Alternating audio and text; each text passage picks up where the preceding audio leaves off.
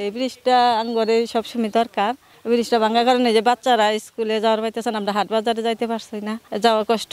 ব্রিজটা তাড়াতাড়ি করে দিলে আঙ্গর একটু সুবিধা হয়। ভোগান্তি হচ্ছে যে যাওয়া আসার কষ্ট। আমি যাবো আমি তো জানি না, এখন আইসা দেখি যে এই ব্রিজ ভেঙে গেছে। আমি কী করবো, এখন এক লোকরে জিজ্ঞেস করলাম, বলছে যে পানার উপর দিয়ে যাওয়া যায়। তা আমি এইভাবে আইলাম। এমন তাহলে যাওয়ার অসুবিধা হইতেছে, যাওয়া হইতাছি না, বুঝিন না কথাটা। এখন আমগর যাওয়া আসার কষ্ট হইতেছে। 20 বছর ধরে ব্রিজ করা হয়েছে, তো এটা পানার চাপে ব্রিজ হালকা হয়েছিল, ডিপ করা আসল না। নর্মালি ব্রিজ করলে পানার চাপে ভেঙে দেওয়া হয়েছে। আঙ্গ পারাবাড়ির জন্য খুব কষ্ট।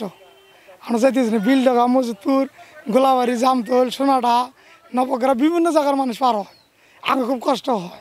নর্মাল ব্রিজ হয়েছিল, এটা মজবুত করা হয়েছিল না বেশি। ঠেকার পর দিছে মানুষ, বারবার মানুষ পার হবার নিকে দিছে, এই জন্য ব্রিজ সুতো ধাক্কা নেগা, পানি ধাক্কা নেগা পড়ে গেছে।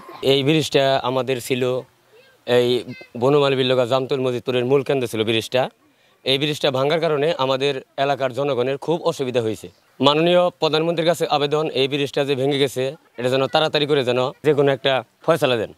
নগদে 500 টাকা বা তার বেশি পেমেন্টে পেতে পারেন ঢাকায় জমিসহ 20 কোটি টাকার পুরস্কার। এই ব্রিজটা ঠিকভাবে পাইলিং করার না কারণে হয়তো ভেঙে গেছে, কিন্তু এর পাশে আরেকটা ব্রিজ আছে, ওটার বয়স হয়তো মনে হয় 40 বছরের কম হয় নাই, কিন্তু ওটা এখনও ঠিক আছে, মানুষজন বা গাড়ি টাড়ি চলাফেরা করে। ওটা মেইন রাস্তায় ব্রিজটা।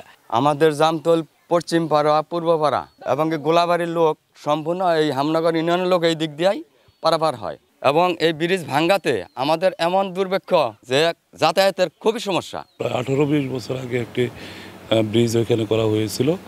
সেই ব্রিজের নদীর স্রোতে মাটি, ব্রিজের থেকে মাটি সরে যাওয়ার কারণে এবং কচুরি পানার যে একটা প্রবল চাপ ছিল, সেই চাপের কারণে ব্রিজেরটা ভেঙে গেছে। এবং এই ভেঙে যাওয়াতে ওইখানে প্রায় 8-10টি গ্রামের মানুষ শহরের দিকে যে যাওয়া আসার একটা ভোগান্তির শিকার হচ্ছে।